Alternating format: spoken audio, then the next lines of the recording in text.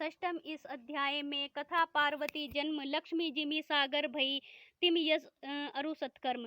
ब्रह्मा जी बोले, नारद जी, मैना तथा हिमाचल दोनों पति पत्नी उमा का एवं भगवान रुद्र के ध्यान में निरंतर रहने लगे। उसके बाद जगत की माता उमा देवी अपना वर सत्य करने के लिए पूर्ण अंशों द्वारा हिमाचल पर्वतराज के हृदय में आकर विराजमान हुई। तब उत्तम समय जानकर हिमाचल ने अपनी परम प्रिया मैनावती में गर्भ स्थापित किया। मैना रानी गर्भवती हो गई।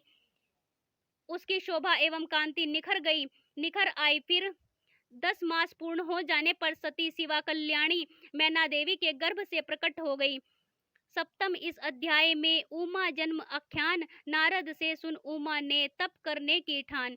ब्रह्मा जी बोले, हे नारद जी, तब तो वह देवी कन्या रूप होकर सांसारिक कन्याओं की भांति रुदन करने लगी। उस कन्या के रुदन को सुनकर नगर की स्त्रियां तुरंत ही वहां दौड़ी आई। हिमाचल भी अपने यहाँ पुत्री का जन्म सुनते ही अत्यंत आनंदित हो गए।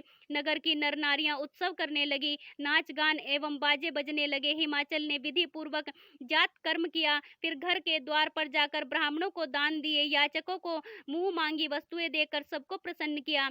फिर शुभ मुहूर्त में कन्या का नामकरण संस्कार हुआ। मुनिजनों ने जगदम्बा के द्वारा महाविद्या, काली और अनेकों नाम बताए। चंद्रमा की कला की तरह हिमाचल पुत्री अब धीरे धीरे बड़ी होने लगी। उसके अंग प्रत्यंग चंद्रमा की कला एवं बिंब के समान अत्यंत शोभायमान होने लगे। श्री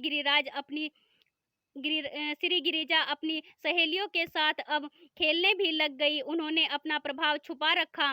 गंगा जी की रेती से घर बनाकर तथा गेंद से खेलने लगी एवं और भी अनेकों वेश बदल बदल कर क्रीड़ाएं करने लगी। फिर पढ़ने के समय गुरुगृह में जाकर परम प्रसन्नता से ध्यान लगाकर पढ़ने लगी। ब्रह्मा जी बोले, हे नारद जी, तुम शिवलीला की भली भांति जानते हो और शिव प्रेरणा से ही वहां गए थे।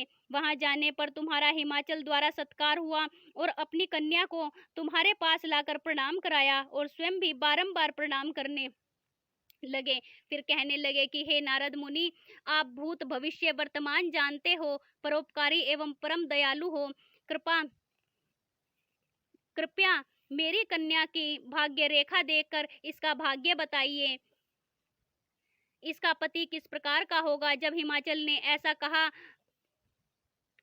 तब तुमने श्री पार्वती जी का हाथ देखकर कहा कि हे पर्वतराज, तुम्हारी कन्या की भाग्य रेखा में सब उत्तम लक्षण हैं। इसका पति योगी, नग्न रहने वाला, निर्गुण, काम वासना रहित, माता पिताहीन, अभिमान रहित, अपवित्र एवं साधु वेशधारी होगा। इतना सुनते ही दोनों पति पत्नी अत्यंत दुखी हो गए और उमा ने मन में विचार किया कि नारद जी की बात सदा सत्य होती है।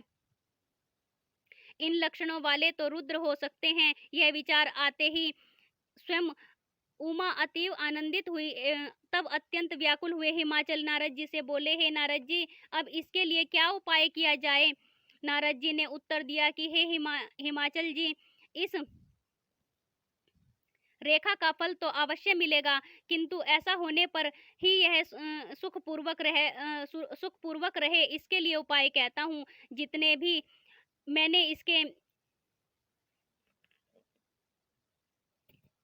पूर्व के लक्षण रेखा द्वारा कहे हैं, वे सब भगवान रुद्र में भी दिखाई देते हैं, किंतु भगवान रुद्र में ही अशुभ लक्षण भी शुभ समझ जाते हैं, क्योंकि समर्थ तो नहीं, दोष गुसाई, रवि पावन, सुरसरी की नाई, अतः वह समर्थ हैं। आप अपनी पुत्री को उन्हीं के साथ ही विवाह कर दो। किंतु एक कठिनाई है कि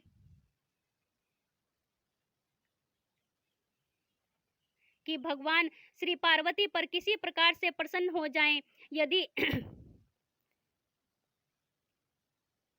यह तभी होगा जबकि स्वयं पार्वती जी तप द्वारा उन्हें प्रसन्न करने की कोशिश करें, तभी यह रुद्र पत्नी होगी। इस प्रकार दोनों पति पत्नी को कहकर तुम वहां से चले गए।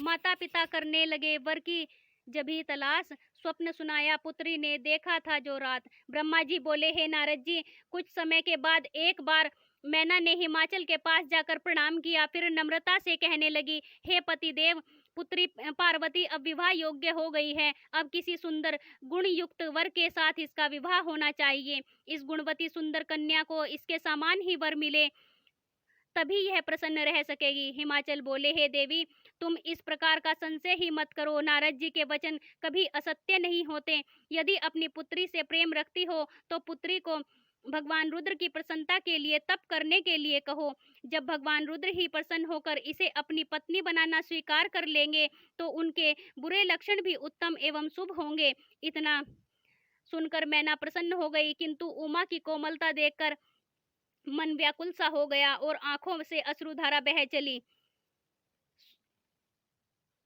मुख से वाणी न निकल सकी। तब सबके मन का भाव जानने वाली श्री उमा जी ने माता के भाव समझकर उन्हें धैर्य देकर कहा, हे माता जी, मैंने आज रात के चौथे प्रहर ब्रह्म मुहूर्त में एक विचित्र स्वप्न देखा है, जिसमें मुझे एक तपस्वी ब्राह्मण के दर्शन हुए। उसने प्रसन्न होकर दया के द्वारा मुझसे कहा कि तू भगवान रुद्र की प्राप्ति के अर्थ तप कर। श्री पार्वती जी से इतना सुनकर मैना ने अपने पति को बुलाकर श्री पार्वती जी के स्वप्न का सारा वृतांत सुना दिया। स्वेद स्त्राव की बूंद से हुआ बाल उत्पन्न, पालनार्थ शिव ने दिया पृथ्वी को से प्रसन्न। ब्रह्मा जी बोले, हे नारद जी, उधर भगवान शंकर भी अपनी प्राणेश्वरी श्री सती जी से विरह में व्याकुल होकर अपने गणों के साथ श्री सती जी के अनेकों गुण एवं उनकी सुशीलता आदि सुनाकर कुछ दिन कैलाश पर विराजमान रहे। फिर गृहस्थ धर्म की को त्याग कर नग्न होकर कुछ समय तक सब लोकों में घूमते रहे। उसके बाद कैलाश पर वापस पधारे, फिर वहां आकर समाधि धारण कर ली। कुछ समय के बाद सदाशिव समाधि से जाग गए। समाधि के परिश्रम के कारण उनके मस्तक से पसीने की जो बूंद पृथ्वी पर गिर पड़ी, तब तो उससे एक बालक प्रकट हो गया, जिसका लाल वर्ण था, 4 भुजाएं थी और वह बहुत सुंदर था। वह प्रकट होते ही रोने लगा। उसे देखकर संसारी मनुष्य की भांति सदाशिव उसके पालन पोषण का विचार करने लगे। उस समय डरी हुई एक सुंदर स्त्री वहां आई और उस बालक को अपनी गोद में लेकर उसे दूध पिलाकर उसका मुख चूमा तथा उसे लाड़ लड़ाने लगी।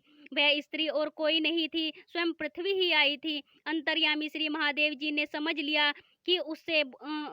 लिया, तब उससे बोले, हे पृथ्वी, इसका पालन पोषण बड़े प्रेम से करो। यह मेरे मस्तक के पसीने से उत्पन्न हुआ है। यही बालक तुम्हारे ही नाम से प्रसिद्ध होगा। सदाशिव के इन वचनों को सुनकर धरती माता उस बालक को गोद में उठाकर अपने स्थान पर चली गई। वहां वह सुख पूर्वक उसका लालन पालन करने लगी। पृथ्वी के नाम से उसका नाम भौम प्रसिद्ध हुआ। तब यही भौम अपनी युवावस्था में काशीपुरी आया। वहां बहुत समय तक भगवान शंकर का पूजन करता रहा। उसके बाद उसने शुक्र लोक से भी ऊपर का लोक प्राप्त किया।